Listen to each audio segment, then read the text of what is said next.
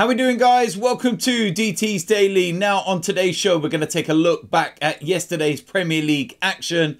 There was a win for Liverpool, there was a hat-trick for Chris Wood, and there was a get out of jail card for Erik ten Hag. How we doing, guys? Welcome to DT's Daily. That's right.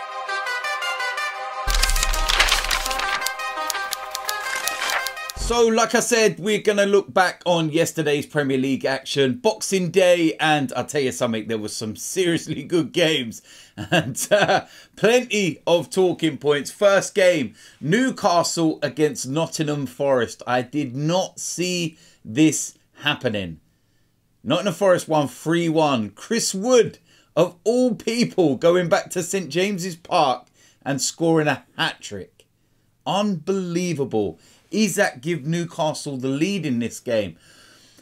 And I suppose the biggest question is going to be, how long will Eddie Howe be in a job?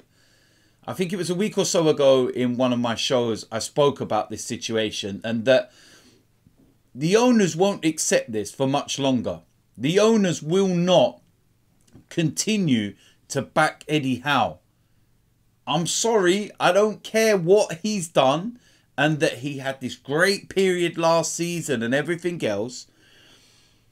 With the way it's going now, they're not going to look at it and go, oh, he's got injuries. And he's pretty much got 40, 50 million pound players in mostly every position. There's no excuse. And this is the thing, when you're playing for a club that now have the kind of money that Newcastle have, they will look at it and they will say, enough is enough.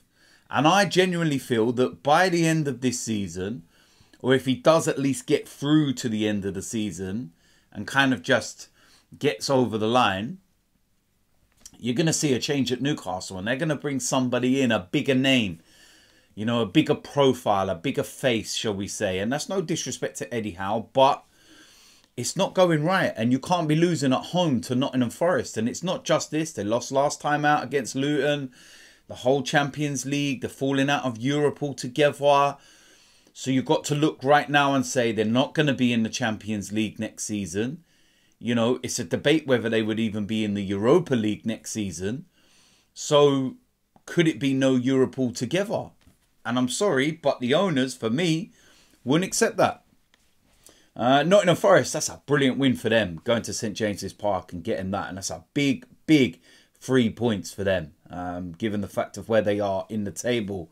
Next up, huge game this was. Battle right at the bottom. Sheffield United against Luton. And Luton Town win this one 3-2. That is a fantastic away win for Luton. Sheffield United, for me, they're done. They will not survive, you know, come the end of the season. They will be relegated, in my opinion. Luton were quite fortuitous with the second and third goal because they were both own goals.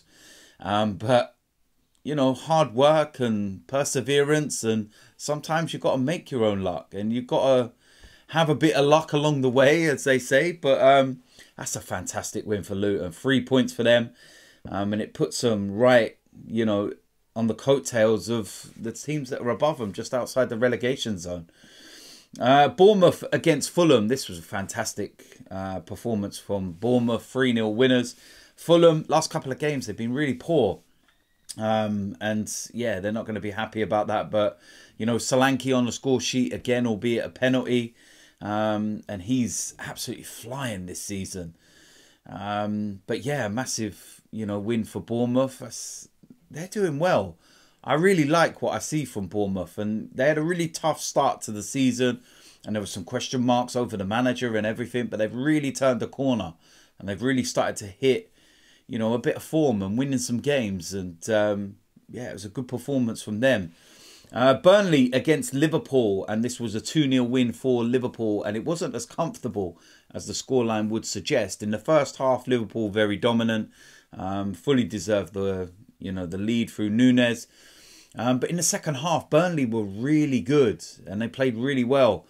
Vincent Kompany will look at that as kind of a positive. But again, these sides at the bottom, it's down to finishing, you know, and everything they did was right up to the finish. And that's what's ultimately letting Burnley down. And then Liverpool score, you know, going into injury time. Jota back from injury, back on the score sheet, gives a, you know, kind of gloss to the scoreline and makes it look quite, you know, simple afternoon. But yeah, that second half performance, encouragement for Burnley. But ultimately, finishing's let them down again. But big win for Liverpool, and they move to the top of the Premier League momentarily. At least. Last game of the evening, Manchester United against Aston Villa. What a mad game this was. Aston Villa went into a 2-0 lead. And you're looking at that and thinking, Erik ten Hag is gone. He has to be sacked. Boos around Old Trafford. They were dreadful. And then in the second half, Erik ten Hag got his get out of jail card. Mainly through Garnacho. Aston Villa playing this mad high line. Unai Emery and 2-0, you know, head start, should we say. And then not winning games. Where have I seen that before? Interesting. But yeah, Garnacho thought he had, you know, the first goal, and that was ruled out. And you're thinking, is it going to be one of those evenings? Then he gets the goal to make it 2-1, then equalises, and then Højlund, he finally gets his first Premier League goal. The miracle has happened. And he looks so overjoyed. It was actually over 1,000 minutes in the Premier League since he, you know, joined, and has not scored. And it was a record. And yeah, that's mad when you think about it. Two strikers that Erik ten Hag has brought in. You know, there was the striker last season. He's effectively on loan from Burnley, wasn't he? But he never scored. And then, like, it's 30-odd games. I see a statistic. It was like 30, 31 games or something that his strikers that he's brought in have not scored a goal. It's like, wow. But Højlund, yeah, listen, he's got his goal. He looked, like I said, overjoyed. And that'll be a, you know, massive weight off his shoulders. But yeah, Manchester United, 3-2 winners. And Erik ten Hag is going to live to fight another day. Aston Villa, that's not a great result for them, especially when they were 2-0 up. Tonight's games, we have Chelsea against Crystal Palace. We have Brentford against Wolves. And then Everton against Manchester City. That's an interesting game.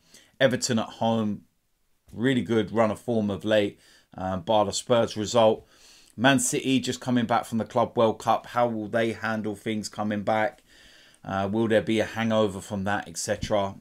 So that's going to be interesting. And yeah, tomorrow we got Brighton, Tottenham and Arsenal, West Ham. So that is it for today's DT's Daily. As usual, let me know in the comment section what you think about today's topics and whatnot, and what you feel tonight's score predictions will be.